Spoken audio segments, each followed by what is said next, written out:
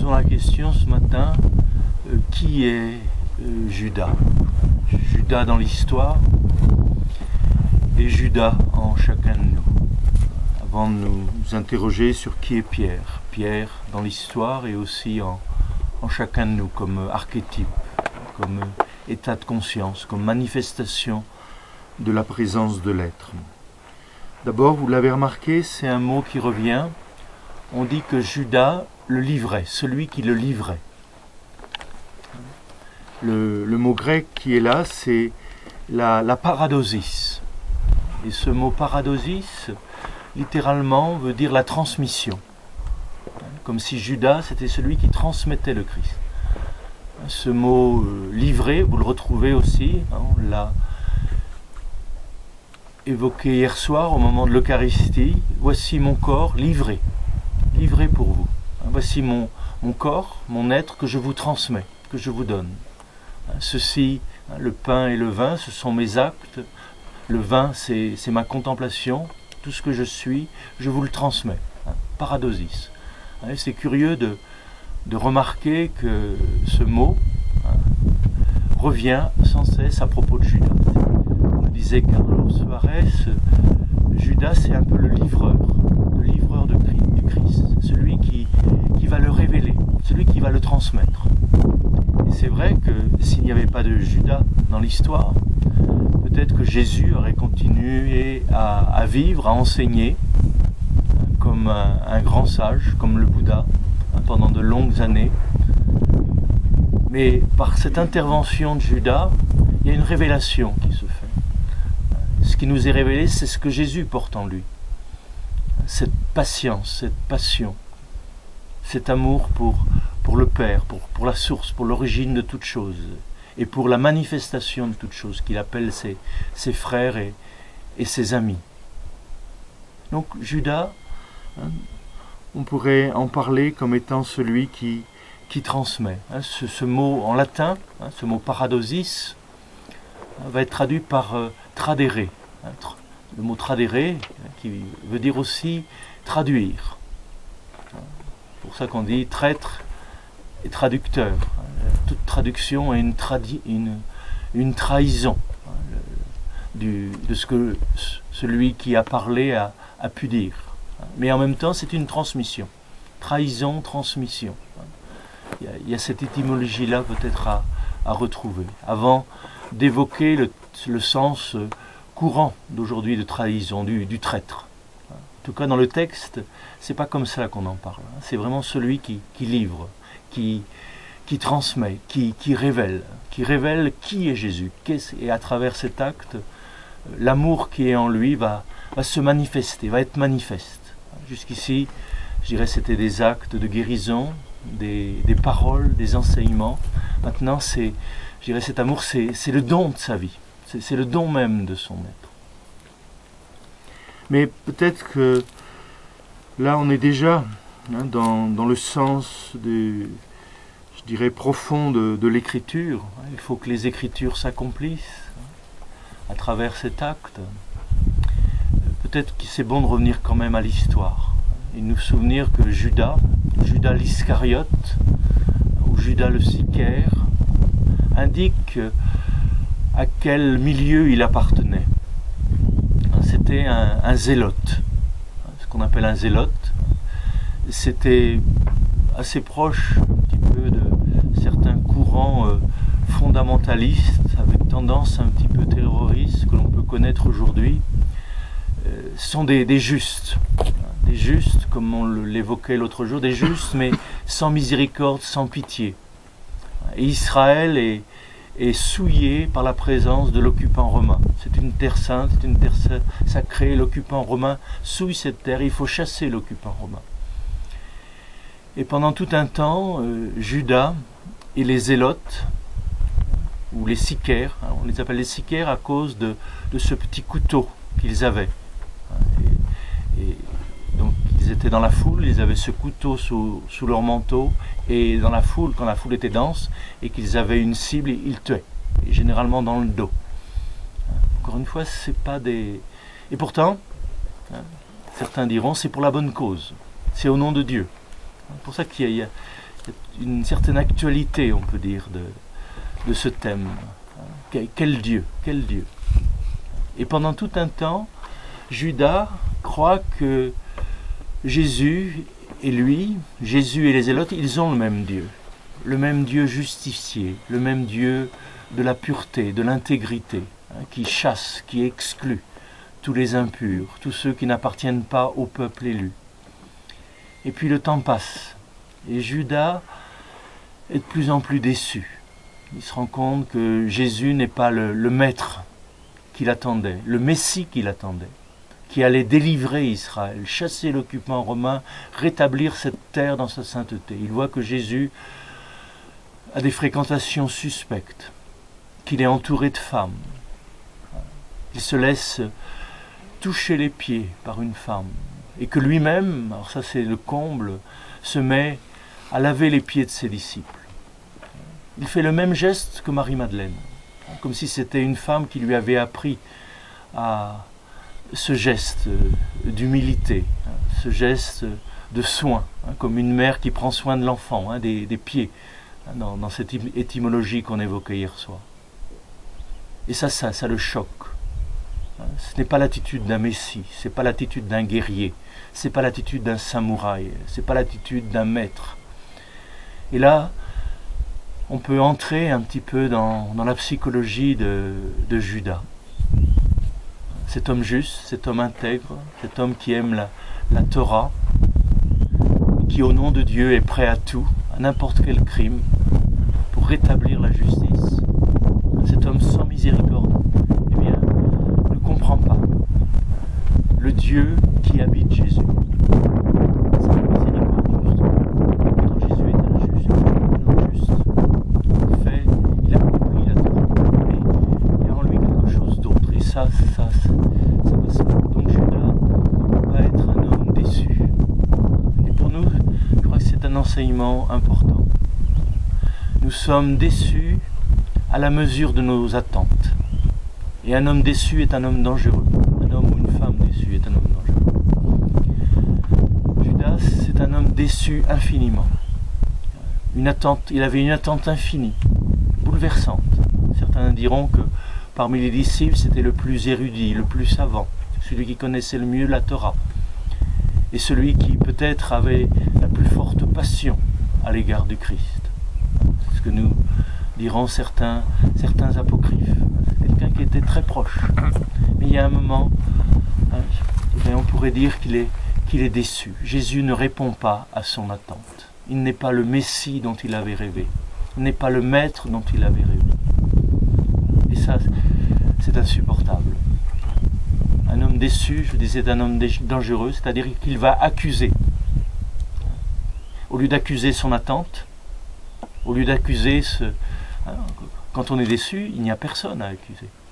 Il s'agit d'accuser son attente. Ce qu'on attend de cet homme, ce qu'on attend de cette femme, je dirais, c'est quelque chose de nous-mêmes. Mais ce qu'il est ce qu'il est. Mais certains, vous savez bien, la déception rend méchant. Et avant d'être un traître, Judas est un homme trahi. Il se sent trahi par Jésus. Et il va le trahir parce que lui-même a été trahi. Il dira, cet homme est un imposteur. Il nous a fait marcher avec ses beaux discours, ses belles paroles. Mais voyez où ça nous conduit. Voyez dans quelle faiblesse ça nous conduit. Il va se laisser prendre par les soldats. Il n'a pas la force de résister. Et pourtant, vous l'avez écouté dans le texte, quand Jésus dit « Je suis », il est bien là. Je suis là. C'est le même nom révélé à Moïse, Ego Émi. Et les soldats tombent à la renverse. Je ne sais pas si les soldats comprennent l'hébreu, Anihu. Ayez. Je ne sais pas s'ils comprennent ce que Jésus dit, ou il le dit en grec, Ego Émi. Mais en tout cas, ils comprennent l'énergie, la force qui est dans ce nom, la présence qui est dans ce nom. Et ils sont renversés. Donc, Judas ne croit plus à la présence du « je suis » qui habite en Jésus. C'est un homme comme les autres.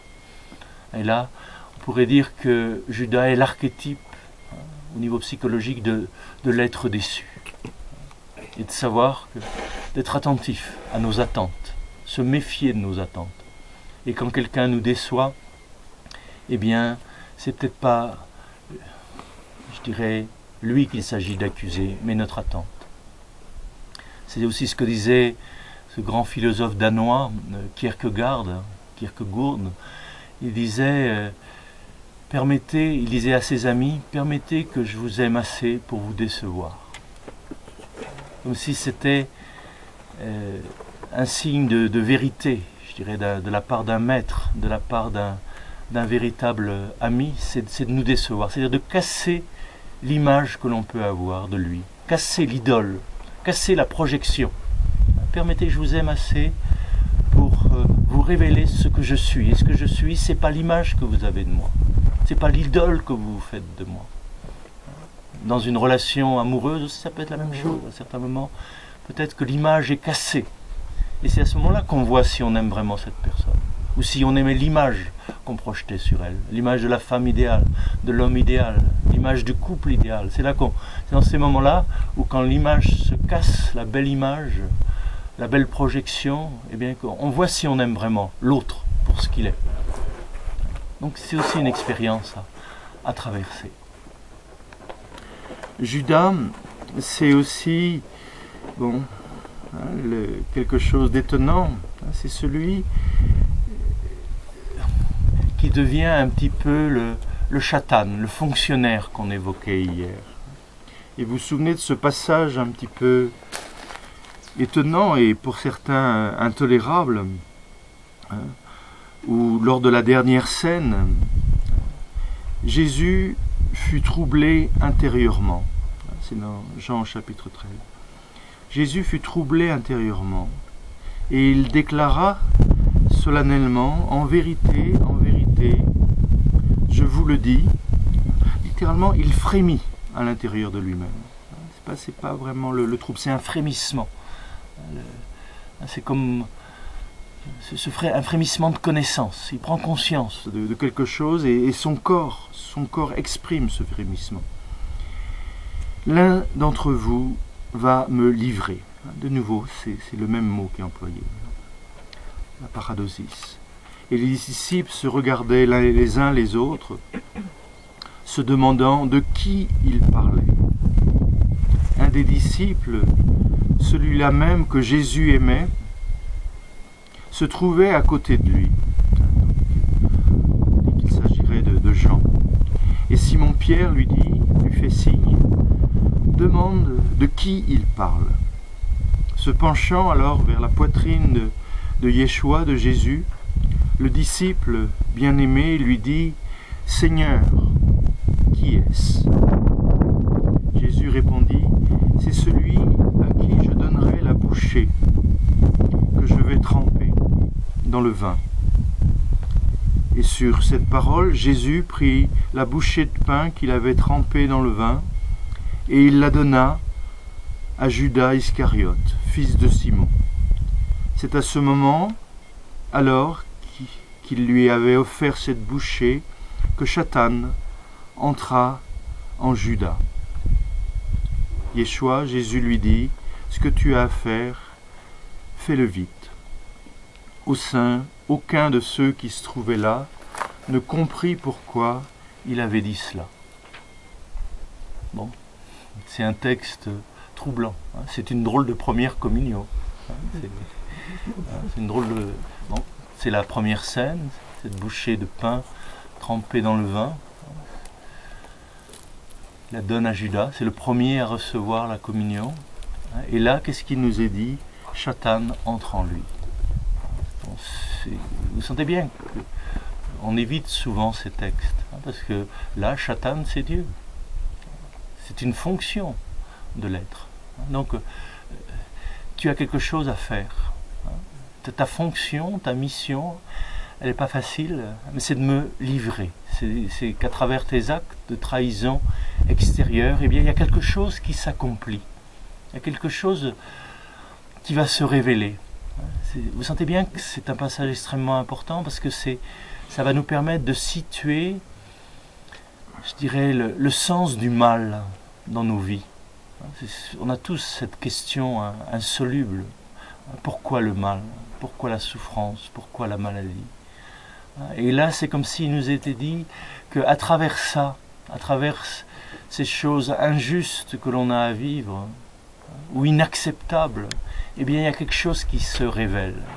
Cette maladie, elle a une fonction. Ce cancer, insupportable, intolérable à certains moments, ou cette tumeur, ou encore une fois, chacun sait ce dont il souffre, cette trahison, cette calomnie. Bon, quel est le sens de ça? Quel est le sens de tout ça? Et là, il nous est dit, c'est pour que s'accomplissent les Écritures. Pour que s'accomplissent les Écritures.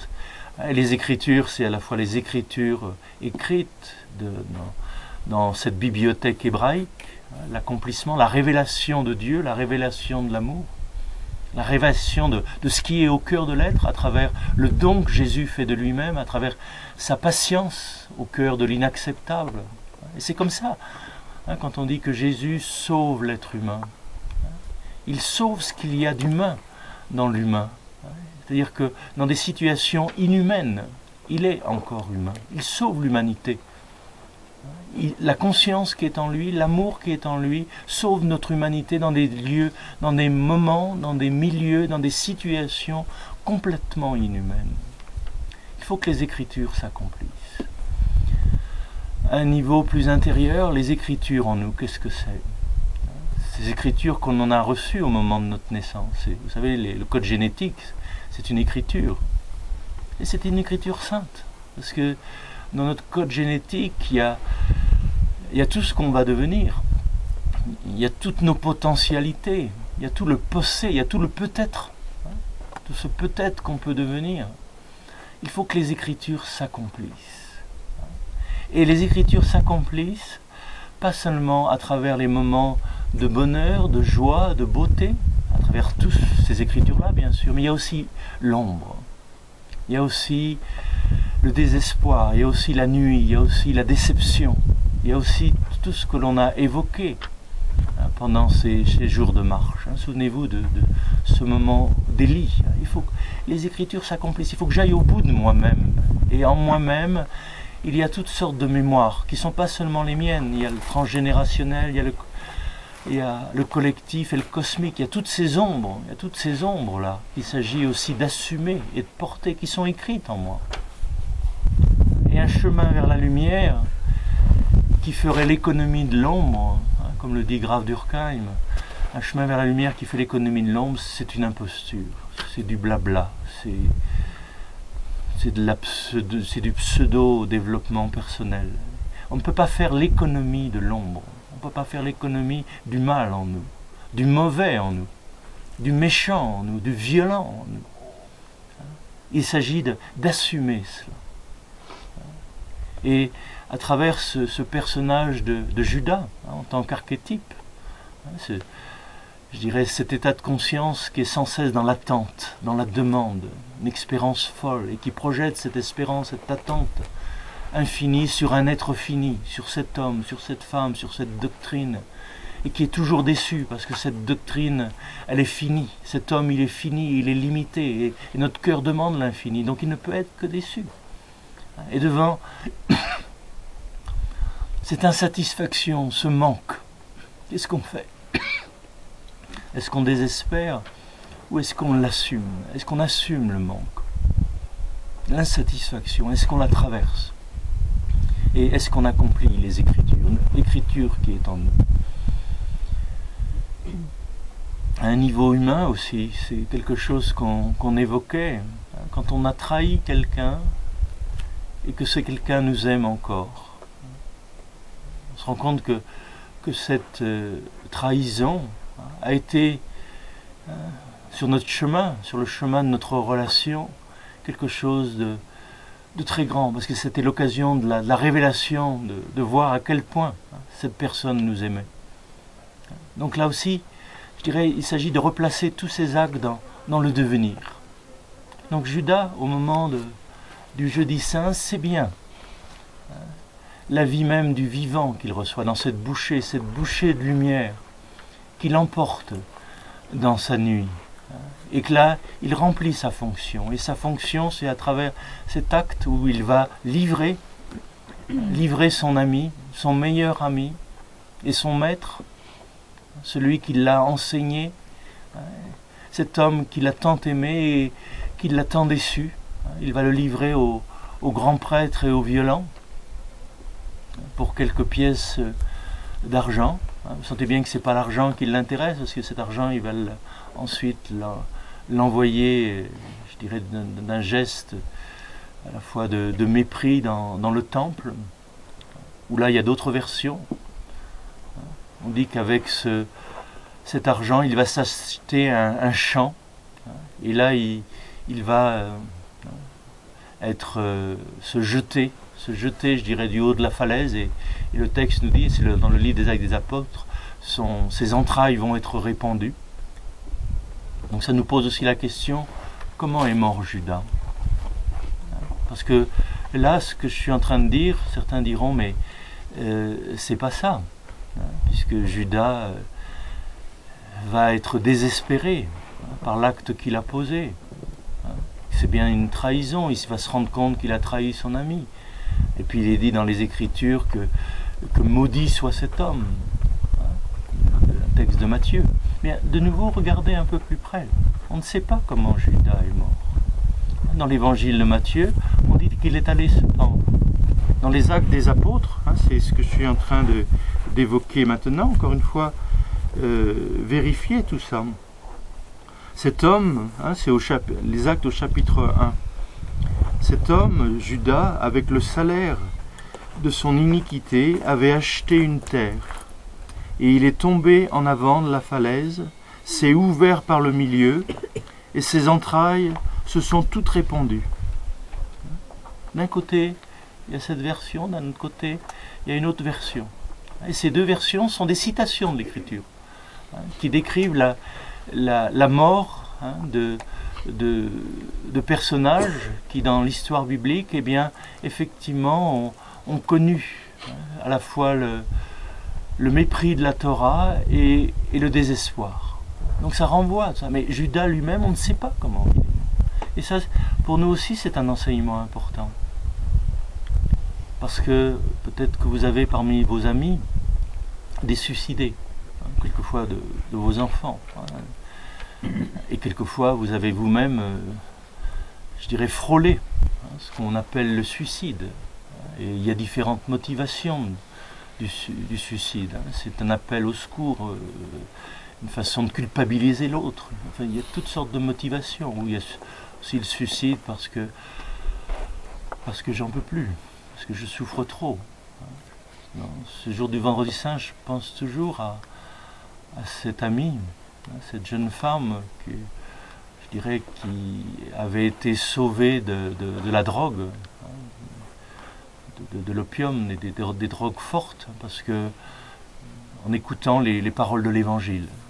Et c'était quand j'étais au couvent des Dominicains à Toulouse, et c'était très touchant de voir cette jeune femme changer de vie, changer de peau, changer de teint. C'était quelque chose d'assez étonnant, et de sortir de la drogue et d'avoir une dévotion à l'égard du Christ que tous les religieux pouvaient lui envier, une intimité, une passion, un amour pour le Christ. Et puis un jour, un dealer est venu la reprendre, et la drogue aussi l'a repris.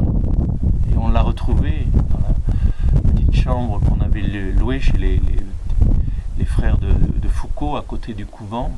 On l'a retrouvée morte, et elle s'était suicidée. Quelque chose d'assez affreux, vous savez, en mangeant de la mort au rat. C'était ce qu'elle a dû souffrir, intolérable. Et je me rappelle, on l'a retrouvée, je voulais l'emmèner au couvent, j'ai dit, on va tous prier pour elle, l'enterrer.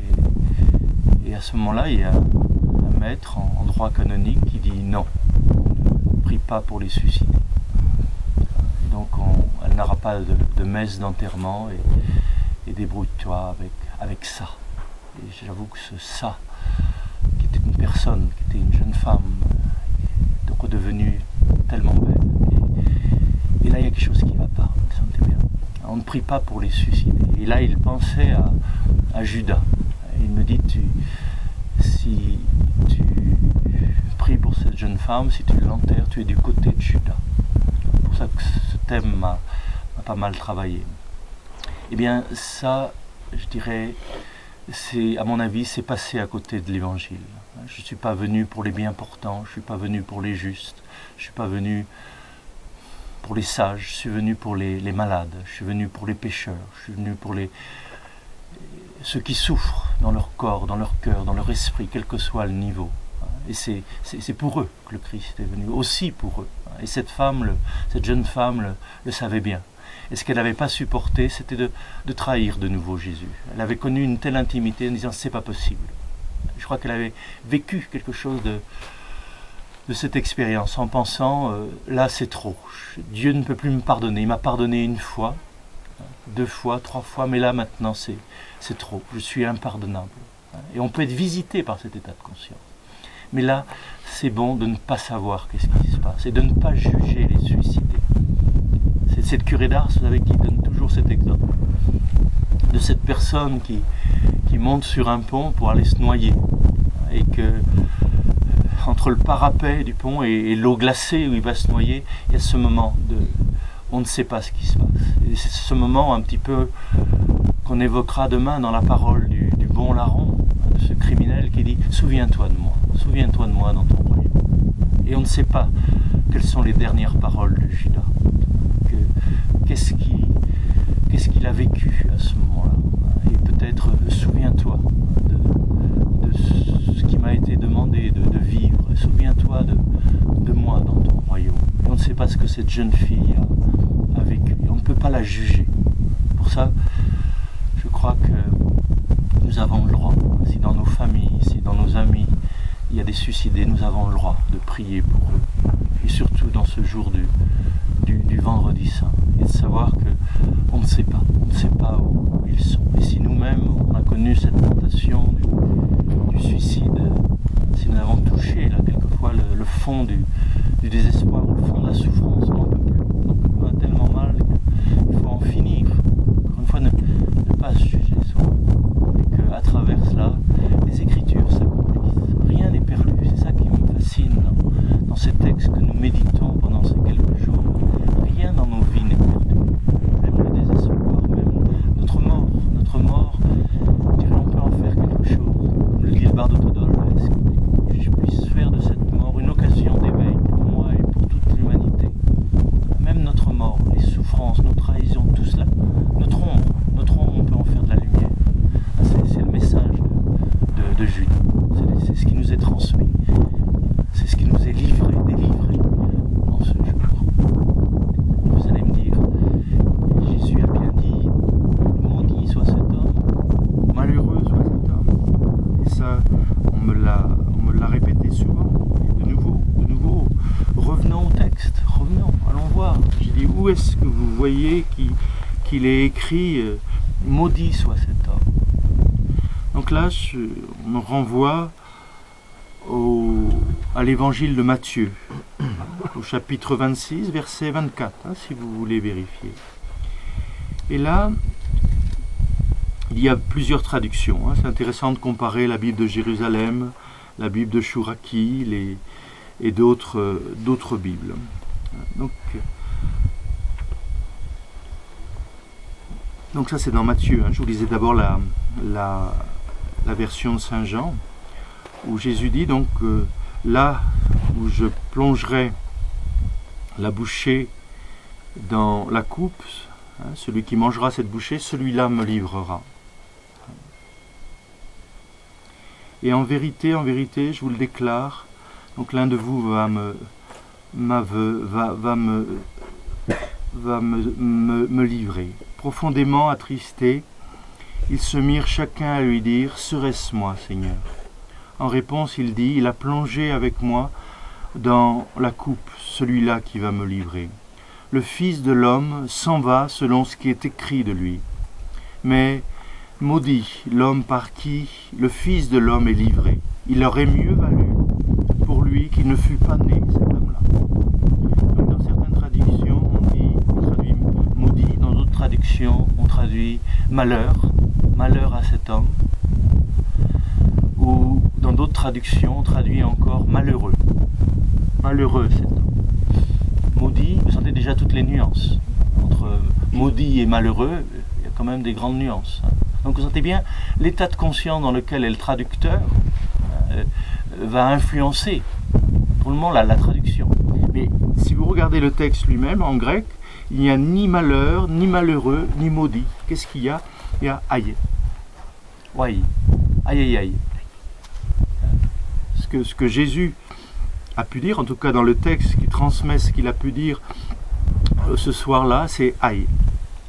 Aïe, aïe, aïe, aïe, pour l'être humain, anthropone. Hein, c'est pas simplement andros, c'est pas simplement cet homme-là, c'est l'anthropone, l'humain, qui doit faire cela pour le Fils de l'homme. Et que ça aurait été mieux pour lui, peut-être, de ne pas être né. Parce que c'est une mission trop difficile. C'est quelque chose de trop dur. Et il y a beaucoup de traditions. On dit que la naissance, c'est quelquefois un châtiment, et que il aurait mieux valu ne pas être né. Et quelquefois dans nos vies, c'est une parole qu'on peut dire. Si c'était pour vivre ça, si c'était pour souffrir à ce point-là, si c'était pour connaître cela, j'aurais mieux fait de ne pas être né. Quelquefois, à certains moments, on l'a pu dire, à certains moments de désert très profond, justement. Donc, qu'est-ce qui est dit là? C'est aïe. Donc, Jésus n'a jamais dit maudit soit cet homme. Il a dit aïe, aïe, ce que tu as à vivre, fais-le vite, ne souffre pas trop longtemps. Ce que tu as à faire, c'est un mauvais moment à traverser. Et pourtant, c'est à travers ça que la croix, c'est-à-dire l'ouverture totale de l'être humain, sa capacité de se donner totalement jusqu'à son dernier souffle, jusqu'à transmettre son dernier souffle, eh bien, que cela va être possible. Donc à certains moments, il y a aussi dans nos vies, eh bien, aïe, aïe, aïe. C'est ce aïe, on va le retrouver dans le livre de l'Apocalypse. Vous savez, la voix de l'aigle. Et on traduit généralement malheur, malheur, malheur à Babylone, la grande ville. Si vous regardez le texte, c'est aïe, aïe, aïe. Il va falloir passer à travers cet effondrement pour que se révèle ce qui est vraiment. Il va falloir vivre l'effondrement de nos illusions, la perte de toutes nos illusions pour que l'être véritable se révèle. Ce monde tel que nous le voyons est en train de disparaître. Mais qu'est-ce qui se révèle? Et on parle toujours des tours qui tombent, de ce qui s'effondre, des catastrophes qui existent, mais on ne parle pas de ce qui se révèle à travers cet effondrement. Et quelquefois, on parle de nos maladies, on parle de nos souffrances, on parle de nos ruptures, et on ne sait pas ce qui se révèle à travers cela. Et certains d'entre nous ont vécu des morts douloureuses, des moments dans la vie insupportables. Mais qu'est-ce qui se révèle à travers ça?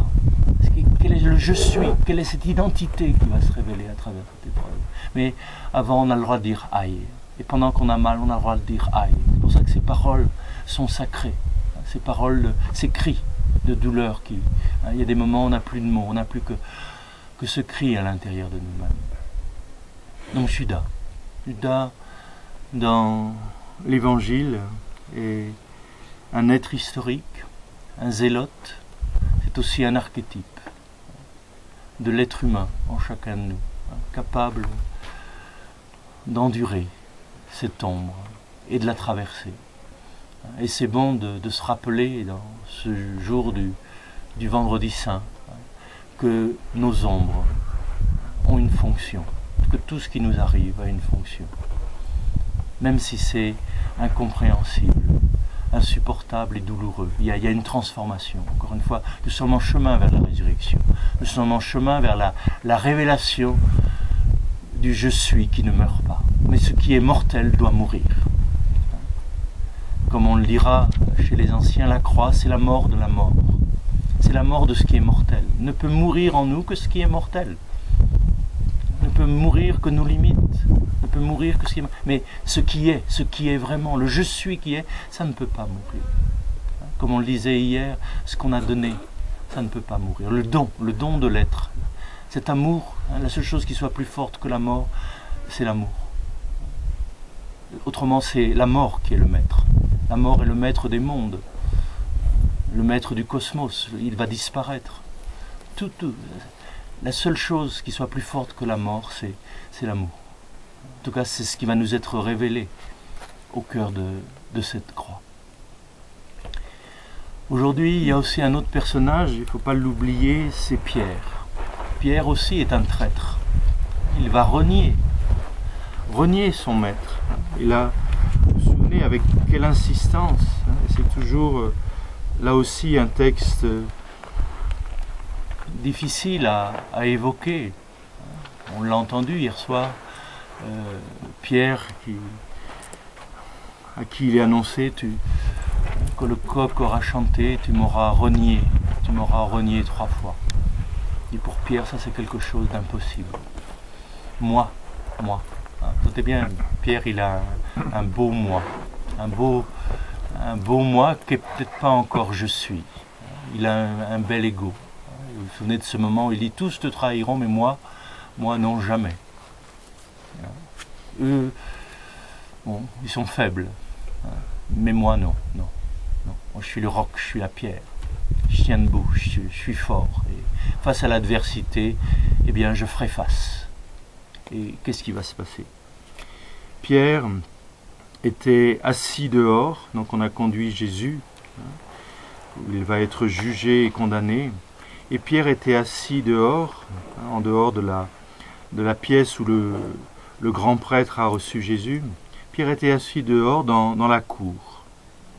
Une servante s'approcha de lui en disant « Toi aussi, tu étais avec Jésus, le Galiléen. » Mais aussitôt, il nia devant tout le monde en disant « Je ne sais pas ce que tu veux dire, je ne connais pas cet homme. » Comme il s'en allait vers le portail, un autre le vit et dit à ceux qui étaient là, celui-là, Pierre, était avec Jésus, le Nazaréen. De nouveau, il nia, non. Et il nia avec serment et imprécation. Il jura, au nom de Dieu, je ne connais pas cet homme. Peu après, ceux qui étaient là s'approchèrent et dirent à Pierre, « À coup sûr, toi aussi, tu es des leurs. Ton accent te trahit. » Ton accent te trahit. Encore le mot traduire, c'est-à-dire ton accent, ta façon de parler. Bon, là, c'est pas l'accent de Provence, mais ton accent dit d'où tu viens. Et que tu es bien un Galiléen, tu fais bien partie de la bande. Ton accent te trahit. Alors, Pierre se leva. Il se mit à jurer. Au nom de Dieu, je vous le jure. Il jura avec force, je ne connais pas cet homme. Et aussitôt le coq chanta. Bon, là aussi,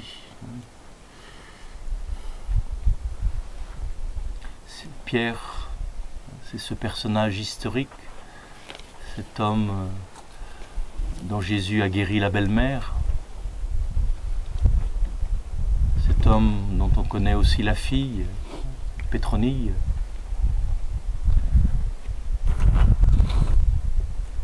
Cet homme qui affirme « Moi je ne te trahirai pas ». Et là, vous l'avez entendu, je ne connais pas cet homme.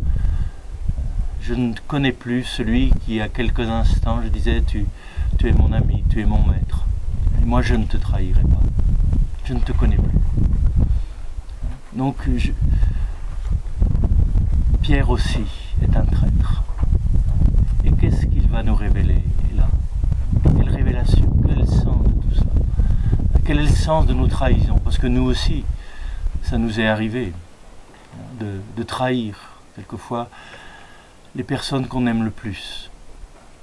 Parce que Pierre, qu'est-ce qu'il est humain? Il a peur. Il n'a pas une mission comme Judas. Il n'est peut-être pas dans le secret des Écritures qu'il s'agit d'accomplir. Pierre est tellement humain. Il a peur pour sa peau. Il a peur qu'on le reconnaisse. Il a peur d'être jugé et condamné et crucifié avec Jésus. Et là, il n'est pas prêt. Il n'est pas du tout prêt à mourir pour son ami. Jésus disait hier soir, il les aima jusqu'à l'extrême. Je vous appelle plus serviteur, je vous appelle ami. Et il n'y a pas de plus grand amour que de donner sa vie à ses amis, de déposer sa vie, de donner sa vie pour ses amis. C'est aussi ce que disait Pierre. Mais là, Pierre se rend compte qu'il n'est pas du tout prêt à donner sa vie pour son ami. Que l'amour qui est en lui, c'est pas encore de l'agapé, c'est pas encore de l'amour inconditionnel, c'est pas encore la force de Dieu, c'est pas encore la présence même de l'être, de je suis qui est en lui. C'est un petit moi qui a peur, qui aime bien Jésus quand ça va bien, qui aime bien Jésus quand on comprend ce qu'il dit. Mais quand on comprend plus ce qu'il dit, là aussi, mais on le suit, je dirais, avec le cœur. Il y a un bon cœur là, mais on a peur. La trahison de Judas, c'est, je dirais, à ses racines en nous, dans l'attente, dans la satisfaction. La trahison de Pierre en nous a des racines dans la peur. On a peur de souffrir, on a peur pour notre peau, on a peur de mourir, tout simplement. Et ça, c'est très humain. On dit qu'on aime le Christ, on dit qu'on aime Dieu, et quand tout va bien, ça va bien. Mais dans des situations difficiles, on ne connaît plus cet homme, on ne connaît plus le Christ. On n'a plus la foi, on ne connaît plus Dieu, parce qu'on va passer pour un imbécile. Dans un certain milieu, vous le savez bien aujourd'hui, dire qu'on croit à autre chose qu'à la puissance de l'économie ou du pouvoir, qu'il y a une autre réalité au cœur des réalités mondaines, on passe pour un imbécile, pour un attardé. Tu crois encore à ces choses-là? Tu crois qu'il y a, je dirais, une autre vie au cœur de la vie? Mais non, il n'y a que la mort. Tu fuis la mort, tu dénies la mort. Et là, quelquefois, quand on entend ces arguments, effectivement, comme Pierre, on est prêt à dire, effectivement, tu as raison. C'est la mort qui a le dernier mot. On est né pour mourir et il n'y a rien d'autre. Et profitons de cette vie, sans chercher la profondeur de cette vie, sans chercher le sens profond de cette vie. Laissons ça aux moines, aux illuminés, à tous ces mystiques.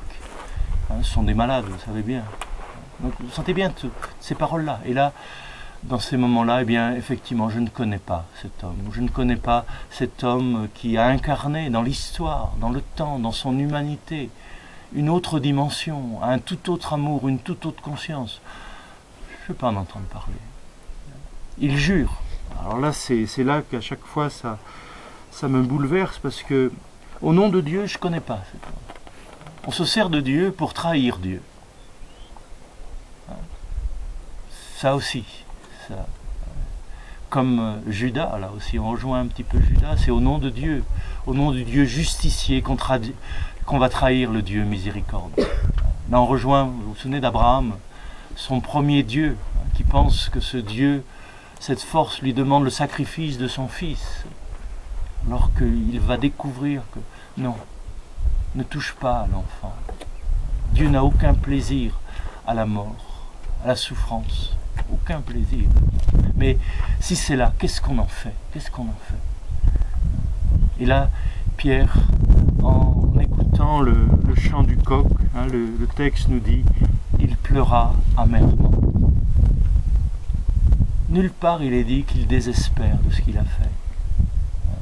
C'est quand même très beau ça aussi. C'est-à-dire que Pierre fait l'expérience de ce qu'on disait l'autre jour. Il se souvient de la parole du Christ. Il se souvient que le Christ lui a pardonné avant même la faute. On parle de la faute originelle, il faudrait parler du pardon originel. Que l'amour précède la faute. Et que cette parole que je vous disais, quoi que tu fasses, tu es déjà pardonné.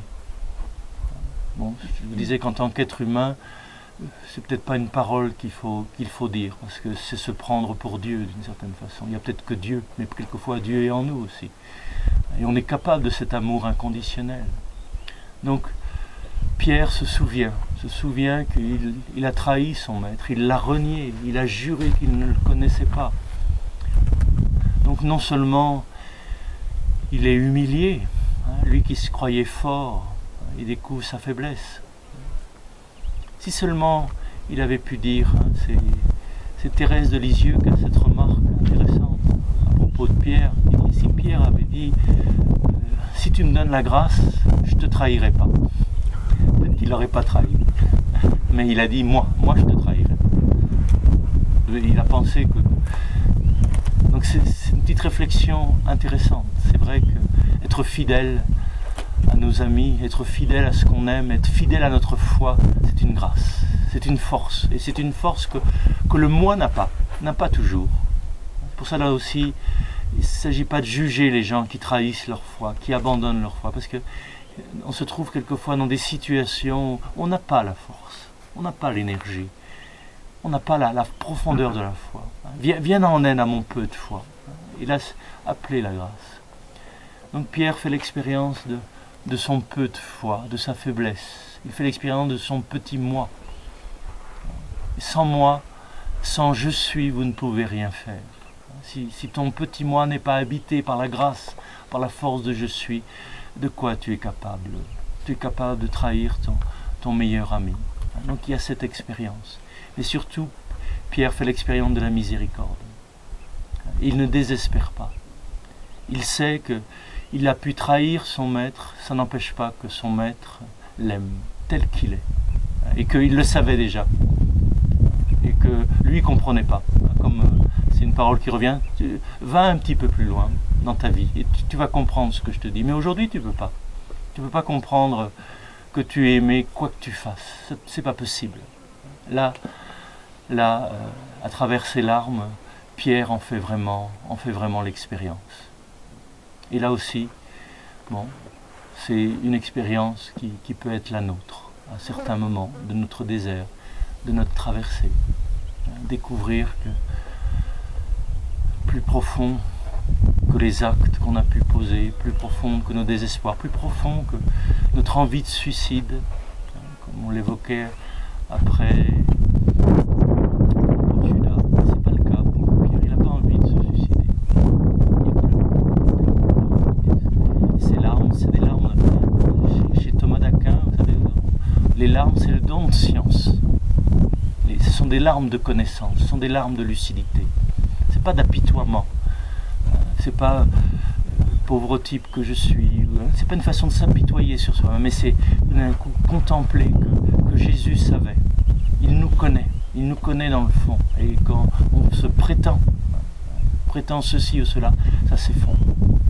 Donc c'est une bonne journée aujourd'hui pour remettre à leur place nos prétentions. Notre vanité, quelquefois, on se croit très fort. Savoir que dans certaines situations, qu'est-ce qui reste de cette force? Qu'est-ce qui reste de cette santé? Qu'est-ce qui reste de notre foi? Bien, avant de retrouver notre désert, méditer. Encore une fois, le vendredi saint, je vous disais, ça peut être un jour joyeux, un jour où on est heureux. Peut être un jour difficile. Chacun, une fois le Christ est mort et il est ressuscité une fois pour toutes, mais c'est un bon jour pour regarder en face nos ombres, pour le mettre en pleine lumière, ces ombres, et de voir que ça aussi, c'est à accepter, à traverser, à transfigurer, et que c'est avec nos ordures que quelquefois je dirais qu'on fait de l'or pur. Est-ce qu'il y a quelque chose à ajouter, à préciser? Oui. Si les larmes de Pierre sont des larmes de connaissance, oui. C'est pas pour le défendre, mais quand il dit « je ne connais pas cet homme », c'est vrai d'une certaine manière, parce que est-ce Oui. qu'on peut dire que s'il avait compris qui était le Christ et quel était l'amour qui était dans le Christ, il ne l'aurait pas trahi? Or, il n'avait pas compris ça, il le comprend au moment où il pleure. Il comprend ce qu'il dit. Il le disait, c'est très, très intéressant ce qu'il dit, parce que des fois on dit des choses et on ne comprend pas ce que ça veut dire.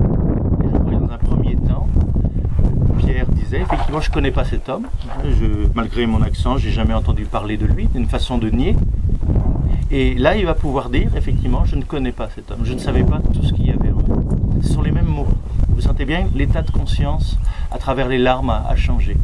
Et qu'effectivement, il pourra dire, en effet, ce que je disais sans savoir ce que je disais, puisque je disais, je le connais pas dans le sens où je refuse de le connaître, je ne veux pas savoir qui c'est, et tout d'un coup, il comprend que quelquefois c'est intéressant. Dans nos paroles, dans ce qu'on dit, on ne sait pas ce qu'on dit. Et il y a des moments, bon, tout d'un coup, on sait, ça se découvre. Et cette même parole, merci de nous le rappeler, hein, tout d'un coup, là, il comprend. Et ce sont vraiment des larmes de connaissance. Et j'ai une deuxième question sur un geste qui m'a toujours à la fois ému et intrigué. C'est le geste du disciple que Jésus aimait, qui pour lui poser une question, non pas, je sais pas, quand on va poser une question à quelqu'un, on se penche plutôt vers son visage pour qu'il vous dise quelque chose à l'oreille, et là il se penche sur sa poitrine, Ouais. comme s'il voulait se pencher vers le cœur. C'est le mot grec, et c'est dans ce mot grec il y avait la notion de cœur, et pas simplement de poitrine qui a un sens physique. C'est kolpon, le mot grec. Et là, on pourrait dire, il se penche vers le sein. Le kolpon, c'est le sein, mais c'est aussi, effectivement, tu fais le geste de la coupe, comme s'il écoutait la réponse, hein, qui vient pas de la tête, mais qui vient du cœur. Hein. Et ça symbolise, effectivement, quand on parle du disciple bien-aimé, c'est-à-dire c'est une des attitudes du disciple. Hein. Le disciple n'écoute pas simplement les paroles, hein. Il écoute aussi la musique. Il n'écoute pas simplement les paroles, il écoute le cœur, hein, qui à travers les mots, c'est-à-dire il n'écoute pas simplement ce qu'il entend, parce que là aussi, c'est en chemin qu'il va comprendre ce qu'il a enregistré, ce qu'il a noté. Hein, parce que les gens disent que les disciples prenaient des notes, et que ça va à partir de ces notes qu'on composera les évangiles. Donc il écoute non seulement la parole, mais il écoute le cœur. Et c'est une invitation, là aussi, quand on parle de Jean comme archétype, c'est l'archétype du disciple qui aime bien, donc qui écoute les paroles, mais qui écoute aussi le cœur, qui écoute aussi ce que les mots ne peuvent pas dire. Et donc là, il se penche et il écoute. Et qu'en écoutant cela, c'est pour ça que c'est dans l'évangile de Jean, on dira qu'il faut que les Écritures s'accomplissent. C'est-à-dire qu'il a écouté, l'un de vous va me trahir, mais cette trahison, cette livraison, hein, ça a du sens. Et dans le texte, il va essayer de transmettre les deux. Donc à la fois la parole au premier degré, l'un de vous va me livrer, et puis à travers cette livraison, il va y avoir cette révélation, il va y avoir l'accomplissement des Écritures, il va y avoir la manifestation de l'être qui m'habite, du je suis qui m'habite, qui est un je suis qui aime et qui est plus fort que la mort. Puisque c'est à travers ce don de lui-même, je dirais, qu'il ouvre le chemin vers la résurrection.